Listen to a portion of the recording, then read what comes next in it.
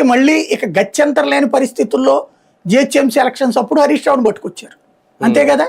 అంతే, లేకపోతే ఎట్లాగుండేది అంటే హరీష్ రావుని చాలా అవమానించారు ఈ అన్నా చెల్లెళ్ళిద్దరు. అప్పట్లో కూడా ఆయన సైలెంట్ అయ్యారు, తొక్కి పడేయడానికే చూశారు కదా. చివరికి నియోజకవర్గం దాటకుండా చేశారు ఆయన. నియోజకవర్గంలో కూడా ఈయన మనుషులు పెట్టారు, వీళ్ళ మనుషుల్ని ఆ స్థాయిలో వేధించారు. వీళ్ళు అణచివేయడానికే వీళ్ళిద్దరు పనిచేశారు. చివరికి ఇప్పుడు ఈ అణచివేత ఒకళ్ళు అంచుకునే స్టేజ్కి వచ్చింది.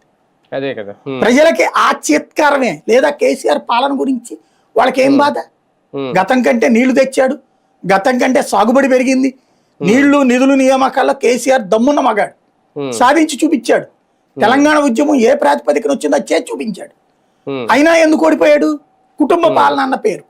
ఎవరు చేశారు కుటుంబ పాలన? కొడుకు ఒకవైపు, కూతురు ఒకవైపు. ఆవిడ దేశాన్ని సంపాదించుకుంది, ఈయన ఇక్కడ సంపాదించుకున్నాడు. ప్రతి పనిలో పర్సంటేజీలు వసూళ్ళు అనేది ఎవరు చేసుకొచ్చారు? వీళ్ళిద్దరే కదా. వీళ్ళిద్దరు మూలంగానే కదా కేసీఆర్ పరుగు పోయింది. ఆయన నిన్నాడా ఇవన్నీ డబ్బులు? ఆయన ఏమైనా దాచుకున్నాడా?